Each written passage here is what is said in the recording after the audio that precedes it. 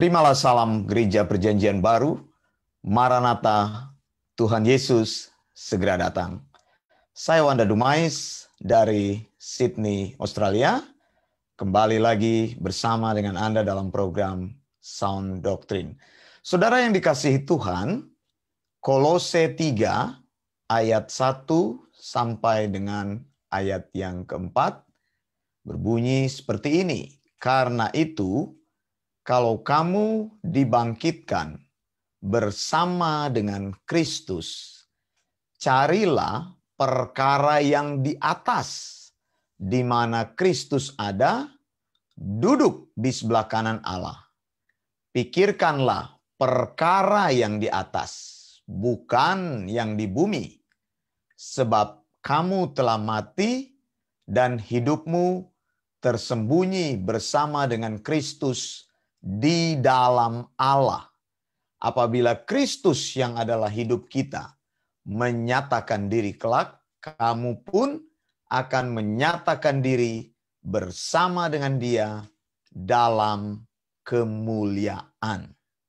Saudara yang dikasihi Tuhan, ayat 2 adalah ayat yang ingin saya jelaskan pada saat ini.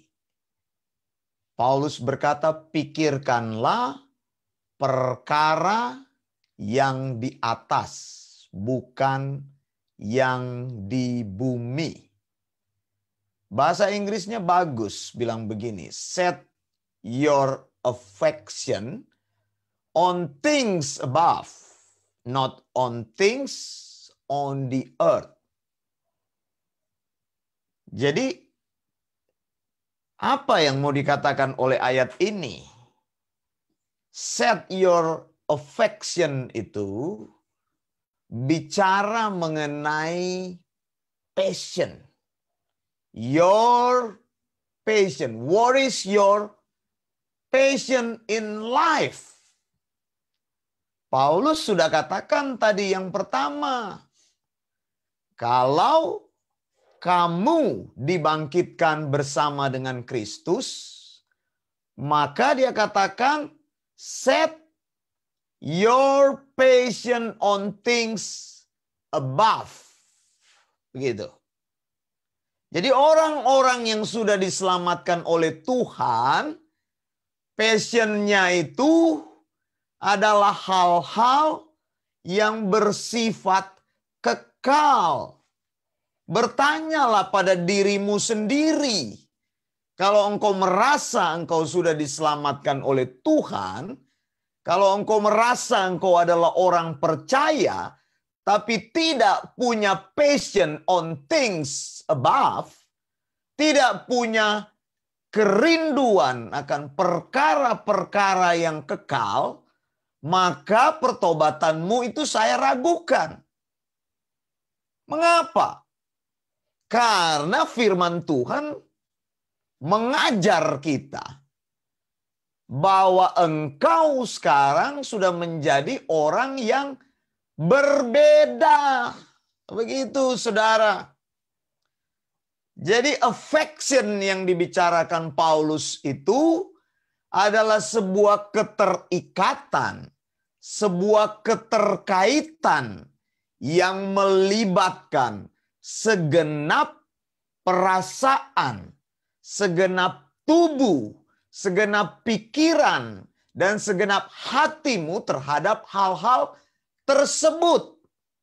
Affection ini kan dipakai sebagai sebuah cinta kasih, begitu.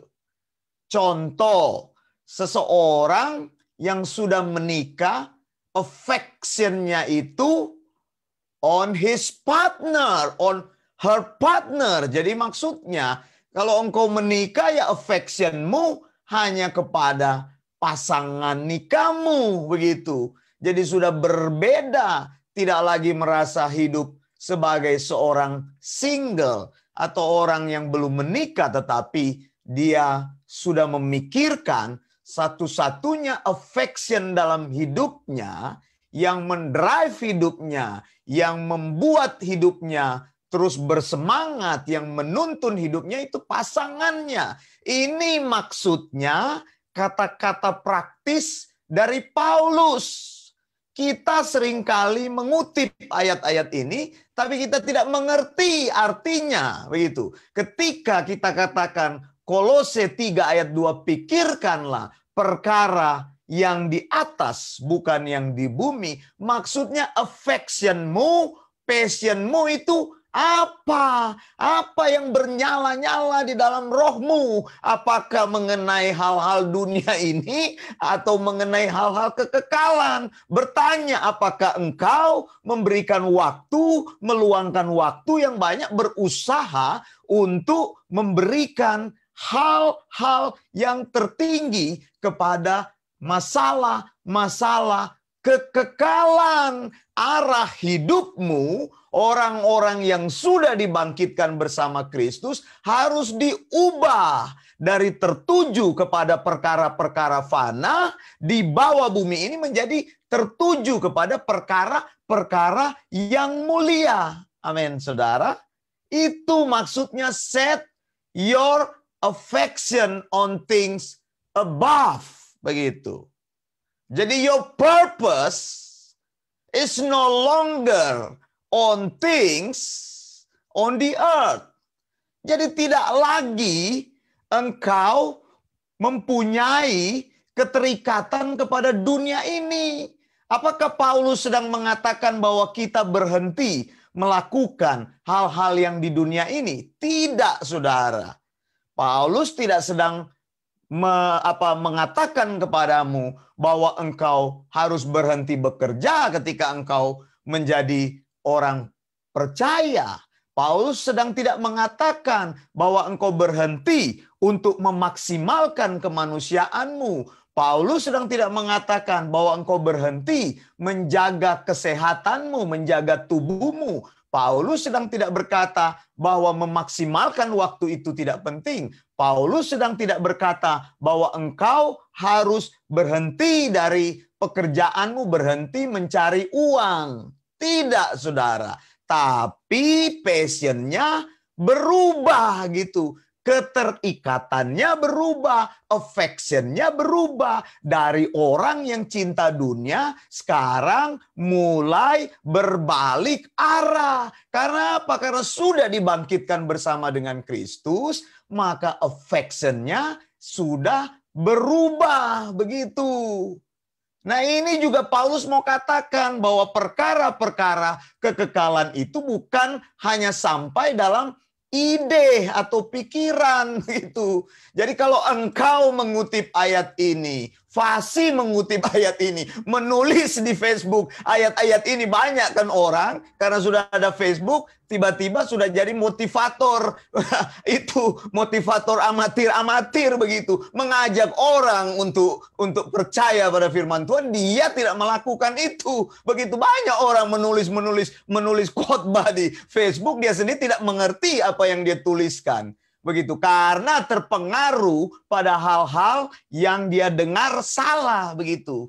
Saya mau katakan, saudara, bahwa sebenarnya ada 10, saudara, khotbah yang mematikan di dalam gereja yang sekarang ini sering disampaikan oleh pendeta-pendeta, itu pendeta-pendeta pecundang. Begitu ya. Itu apa? Motivasi kehidupan. Dengarkan khotbah mereka. Mumpung sekarang ini lagi COVID. Dia ngomong terus tentang motivasi, saudara, taruhlah iman percayamu pada Tuhan. Tidak ada ajaran, begitu. Saya sudah bilang, siapapun engkau yang mengajar firman Tuhan, engkau harus mengeluarkan ajaran. Karena Tuhan menuntutmu, maka Tuhan bilang orang yang menjadi guru hukumannya itu lebih berat. Mengapa? Karena engkau sudah berani mengajarkan, engkau harus mengajarkan yang benar. Begitu. Jangan cuma ajarkan motivasi-motivasi. 10 tahun orang berada di dalam satu gereja, tidak pernah bertumbuh. Coba cek. Tanya, mengertikah engkau ajaran Alkitab itu? Karena affection-nya tidak ada di situ. Di dalam gereja cuma diajarkan bagaimana melakukan banyak kegiatan rohani, sibuk dengan hal-hal rohani, otaknya kosong, saudara. Mengikut Tuhan itu menggunakan otak, begitu. Begitu. Isi otakmu supaya ngerti ajaran yang benar. Kebenaran itu engkau akan bawa pulang. Segala sesuatu di dunia ini akan tertinggal ketika engkau pergi kepada Bapa. Kebenaran-kebenaran itu yang akan engkau bawa pulang. Affection-nya apa? Begitu. Makanya saya bilang kalau sudah percaya Yesus lalu tinggalkan Yesus, tidak ada affection terhadap Yesus. Ini buat apa percaya? Begitu. Jadi Paulus bicara hal yang keras. Khotbah-khotbah apa yang membunuh di dalam gereja? Motivasi kehidupan. Lalu apa? Fokus pada berkat, kesuksesan. Karena biasa diajarkan seperti itu, berfokus pada berkat, berfokus pada kesuksesan, maka sudah tidak ada lagi passion atau affection terhadap kekekalan. Begitu ya. Paulus bicara hal yang berbeda. Yang ketiga, mengajarkan humanisme. Begitu. Bertoleransi itu bagus. Tapi bukan berarti karena bertoleransi engkau tidak mau menegur dosa. Engkau tidak mau menegur kesalahan. Engkau membiarkan orang berada di dalam kompromi. Firman Tuhan tidak menghendaki hal seperti itu. Kasih itu menegur. Jadi kalau Wanda Dumais bicara yang keras-keras karena saya mengasihi engkau. Bukan karena saya mau menang sendiri. Ajaran Alkitab harus disampaikan. Dan saya akan berdiri teguh pada kebenaran untuk menyampaikan firman Tuhan yang sound doctrine. Begitu. Lalu apa lagi? Mengajarkan perubahan hidup yang instan. Begitu. Ini khotbah-khotbahnya seperti ini. Begitu. Karena orang yang tidak pernah belajar datang ke gereja, berkhotbah di gereja. Begitu. Lalu mengajarkan filsafat dunia, psikologi, ilmu pengetahuan, prinsip sekuler dibawa masuk ke dalam gereja. Lalu membuat orang tergantung kepada dirinya. Bukan mengajar orang cinta Tuhan dan firman. Lalu di gereja cuma diajarkan apa? Entertain jemaat. Pertunjukan yang gratis. Makanya orang senang itu dengan lagu-lagu pop yang dibawa dalam gereja. Mereka berpikir mereka sudah menyembah Tuhan. Padahal musik pop. Coba lihat. Itu lagu-lagu gereja itu. Anda ambil lagu sinetron terus Anda bandingkan. Lagu-lagunya Titi Dwi Jayati Anda bandingkan dengan lagu gereja. Sama dia punya style music. Begitu. Saya sudah lihat. Saya bisa bermain musik. Saya dulu mengajar musik. Ya, saya baru lulus SMA, saya sudah mengajar musik di SMP pada waktu itu. Jadi saya sudah mengamati musik, saya bisa bermain musik dan saya tahu style musik itu seperti apa. Begitu. Jadi entertain, nanti gerejanya remang-remang. Ada lampu sorotnya, itu yang disukai orang. Musik pop. Jadi ketika ditegur firman Tuhan, mereka kaget. Karena sudah senang gitu emosi. Lagunya cuma bicara tentang emosi manusia. Bukan mengagungkan Tuhan. Begitu, itu yang disenangi begitu dengan musik yang hingar-bingar. Kemudian apa? Karena dari situ membangkitkan emosi, perasaan. Begitu kan? Hanya emosi saja. Lalu khotbahnya betul-betul melawan prinsip Alkitab karena malas belajar. Penyesatan di dalam gereja masuk. Karena tidak pernah belajar, malas belajar, dikasih naik mimbar, menyampaikan firman, menulari kesesatan kepada orang lain. Banyak orang tersesat begitu. Jadi jangan cuma seorang pakai nama pendeta lalu pakai gelar. Saya akan tanya, kamu gelarmu apa? STH dari mana? Apa ajaranmu? Master, kamu dari mana? Master, apa ajaranmu? Jangan pakai gelar-gelar yang besar-besar. Aku sudah sekolah sampai tingkat tinggi, aku tahu orang yang sekolah. Sampai pakai doktor juga, nulis bahasa Indonesia tidak bisa, bagaimana mau pakai gelar doktor? Saya bingung begitu. Pakai gelar doktor, tahu di Facebook ada yang pakai gelar doktor. Anda jangan tunjukkan ke saya. Saya bisa tahu dari cara engkau ngomong, menulis, saya tahu. Oh, nulis bahasa Indonesia aja nggak bisa kok. Mau pakai gelar doktor, mau pakai gelar master. Orang mau lulus STH itu diperiksa. Kalau saya yang menjadi apa itu dosen pembimbing, saya akan lihat engkau punya tulisan itu. Saya sudah tahu gayanya ini bukan gaya skripsi, ini dicoret, salah, nggak bisa lulus kalau saya yang jadi pengujinya. Begitu. Nah saudara, seperti itu. Karena tidak tahu mau khotbah apa, tidak mengerti prinsip hermeneutika, tidak pernah belajar, maunya petanteng-petenteng di depan mimbar. Nah saudara yang dikasihi Tuhan, Paulus katakan, affectionmu itu apa?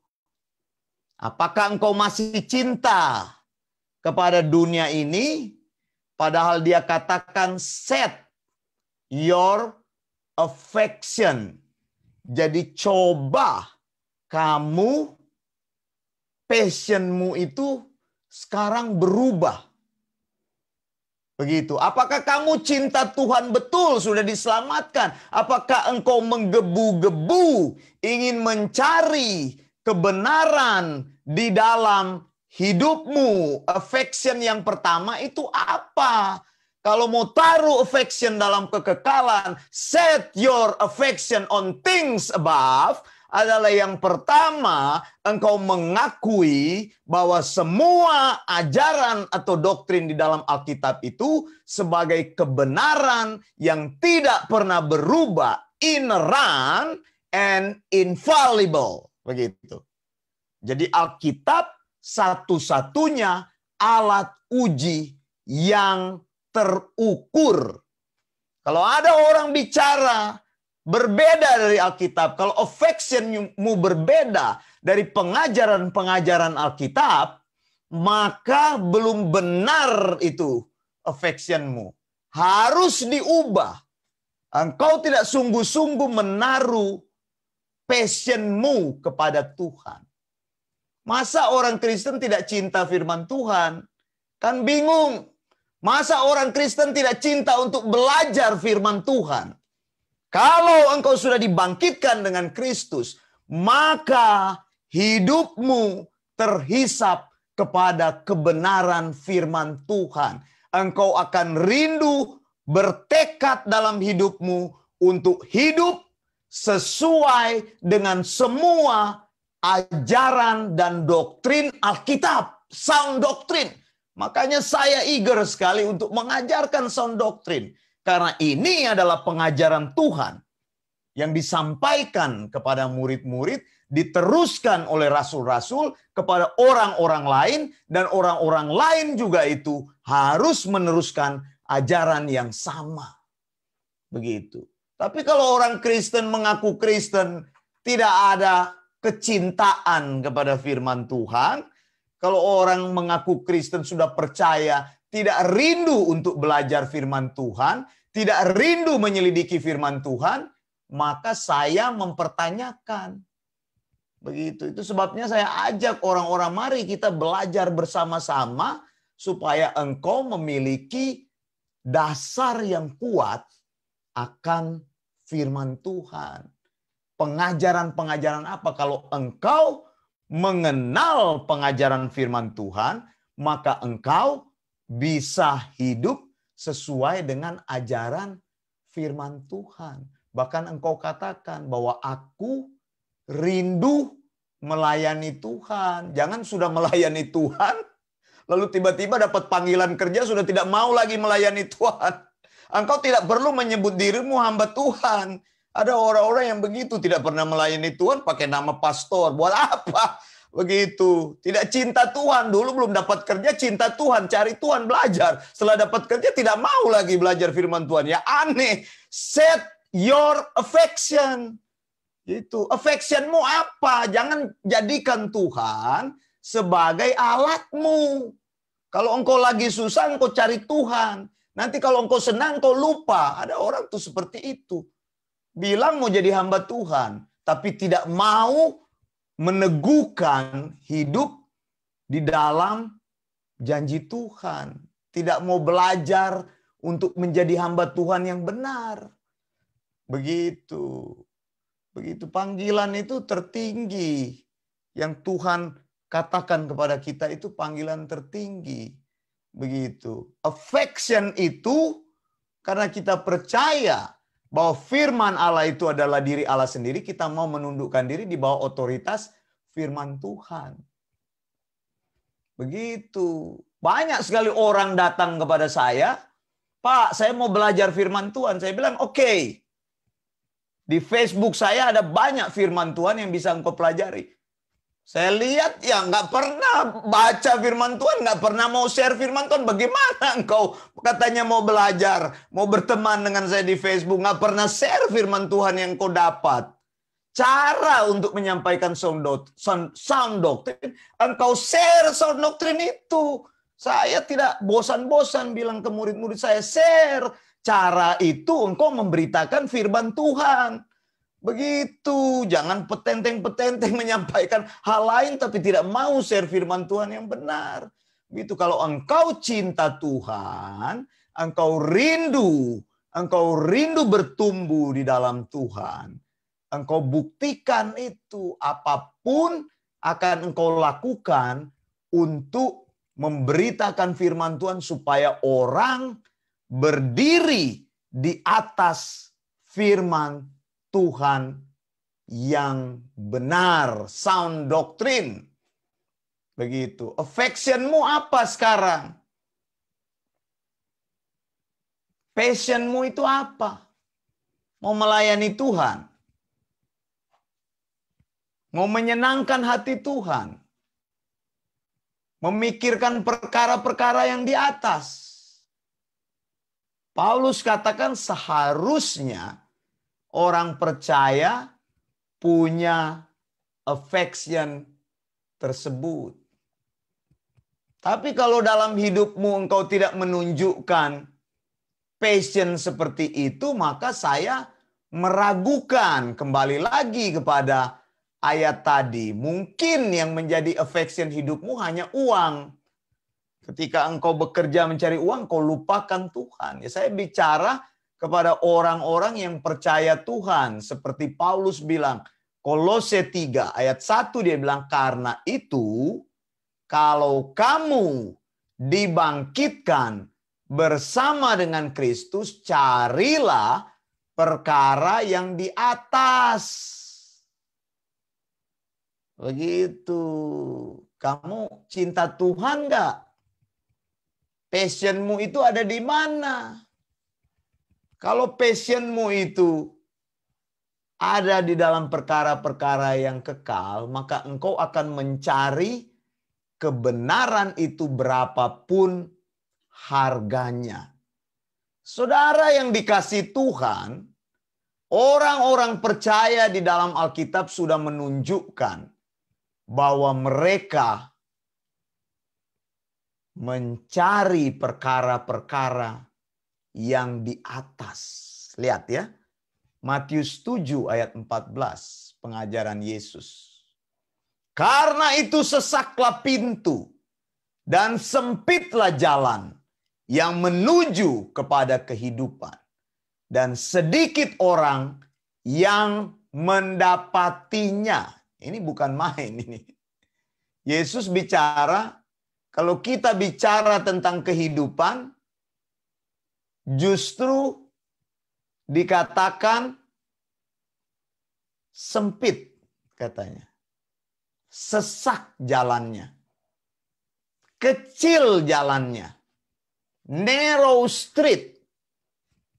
Only some people are gonna find out Dikatakan seperti itu. Cuma sedikit orang, fewer, not many people. Tapi Yesus bilang luaslah jalan yang menuju pada kebinasaan. Ini sudah dinubuatkan oleh Tuhan. Sudah diajarkan oleh Tuhan. Jalan menuju kehidupan itu sempit. Dan hanya sedikit orang yang datang ke situ. Orang banyak tidak suka menempuh jalan ini. Karena ini jalan bukan jalan rame-rame. Jalan ini bukan jalan kerumunan. Jalan ini jalan yang sunyi. Karena itu dibutuhkan passion. Passion itu semacam sebuah pendorong. Di mana semua tujuan hidupmu ada di situ. Apa yang akan kita jawab? Apakah engkau memilih jalan tersebut? Tapi ingat, jalan tersebut bukan jalan populer. Unpopular way. Kalau engkau masih cinta jalan yang populer, ini bukan jalan yang tepat bagimu. Begitu. Yesus bicara dengan keras sekali. Begitu. Jalan itu sempit. Sesak. Orang kan tidak mau yang bersempit-sempit. Orang mau yang lega. Yang besar. Orang mau yang populer. Orang mau yang ramai. Tapi di jalan Tuhan itu sunyi. Ketika engkau katakan, yes Lord. I just want to set my course on you, Lord. I pick on you, Lord. I choose your way. Yes, Lord. This is the way. I'm going to fight in this way. Set my passion on things above, not on other things that not on you. Saudara, orang-orang di Alkitab telah membuktikannya. Nuh berdiri teguh di atas kebenaran. 120 tahun Nuh memberitakan firman Tuhan. Dan Nuh sudah set his passion unto that way. Berani dia melawan semua arus yang saat itu tidak berpihak padanya. Jadi kalau kita bicara mengenai pikirkan perkara yang di atas, ini betul-betul sesuatu yang serius. Tapi ini untuk orang-orang yang sudah dibangkitkan bersama dengan Kristus. Saudara, tidak mudah. Abraham, ya, dia berani turn his back from all religion. Turning around 360 degree. Abraham tahu jalannya itu akan susah. Tapi itulah yang disebut dengan passion. Itulah yang disebut dengan affection. Affection itu sesuatu yang mendrive, sesuatu yang memandu hidupmu ketika engkau sadar aku sudah menjadi milik Kristus. Lalu siapa? Musa. Oh, tadinya Musa hidup di tempat yang gemerlapan. Musa adalah anak raja. Dia dididik dengan pendidikan yang baik. Dia hidup di istana. Tapi ketika waktunya Tuhan memanggil, tadi saya bilang, When the time it comes, when the time it really comes to you, when the Lord call your name, hey kamu, come on in. Kalau Tuhan panggil, ketika Musa menerima panggilan itu, dia menjadi orang pelarian. Dia hidup terlunta-lunta. Dari istana yang besar, megah, dihormati. Seseorang yang biasa memberi perintah. Lalu dia pergi tanpa apa? Tanpa ada orang yang ikut dia. Sendiri, saudara. Dan dia bertemu dengan Allah. Remember the burning bush? Semak berduri yang berapi tapi tidak terbakar. Nabi-nabi di perjanjian lama, mereka berbicara tentang Allah. Mereka diabaikan orang, tapi lihat saya bilang, they have already set the passion on things above. How about you? Bagaimana dengan kita?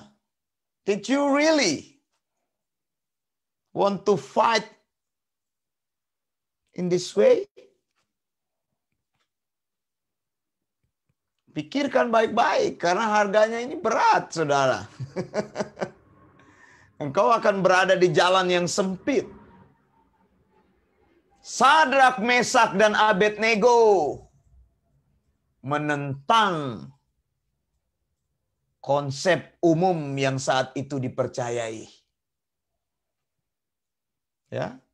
Percaya kepada Tuhan itu, Paulus punya pengajaran luar biasa. Bukan hanya bicara pikirkanlah perkara di atas, bukan ide, tapi sebuah bentuk praktis. Bahwa hidupku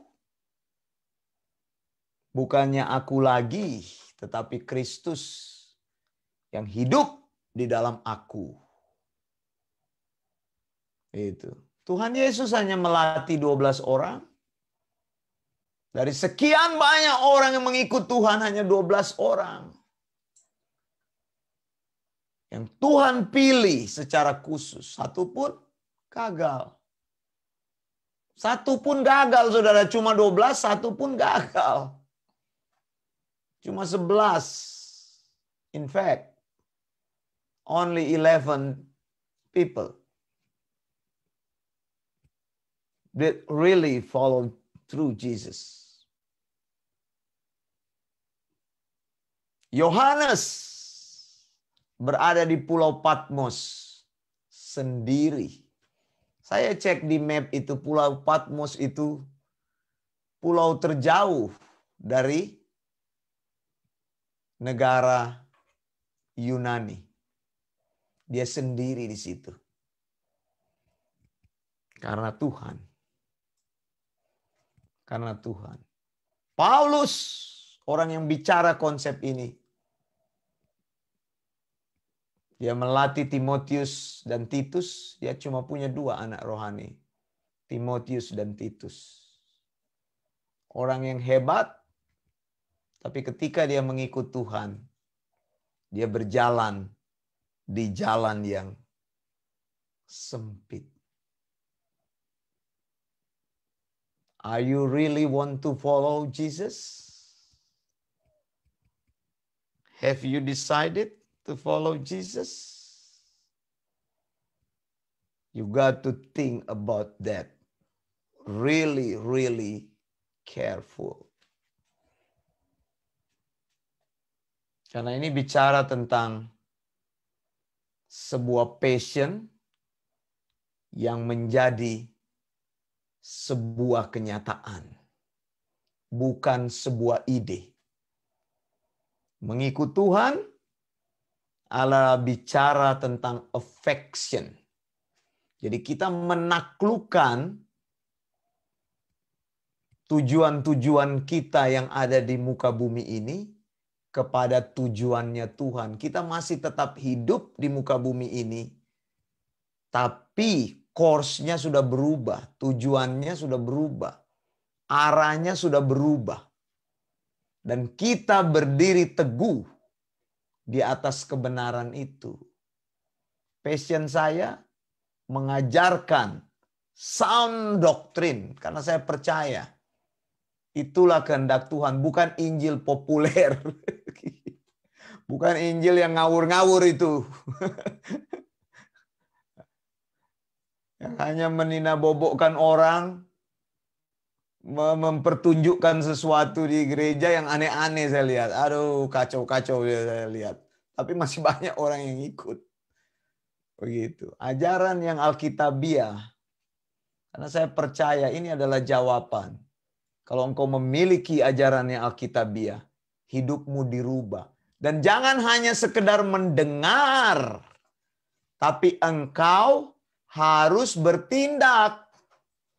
Saudara, saya kasih contoh. Saya suka bikin itu kebaktian kebangunan rohani. Lalu suka undang-undang orang ke depan di akhir khotbah itu. Siapa yang mau bertobat, maju. Orang datang. Lalu tiba-tiba saya sadar ini kok selalu saya doain orang ini, kok saya kebaktian di sana dia ada, kebaktian di sini dia ada, dipanggil datang maju dia datang maju, ditumpangi tangan dia menangis. Tapi saya lihat kok hidupnya begitu-begitu saja. Ada orang yang begitu, mereka sudah menerima sound doctrine, tapi mereka tidak mau bertindak. Tidak mau bertindak untuk melakukan kebenaran firman Tuhan itu. Ya tidak bisa.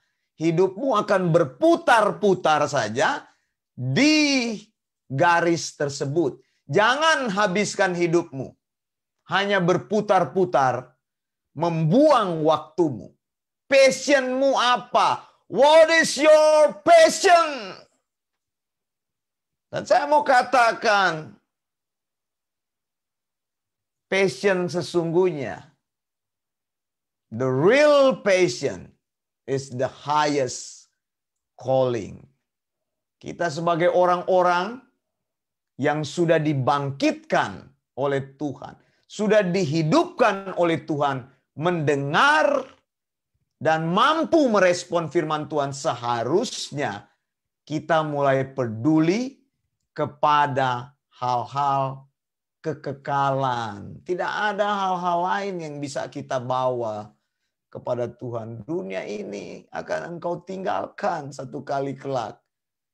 Karena itu kita perlu menaruh pikiran kita dan keinginan kita, affection kita. Set your course on things above.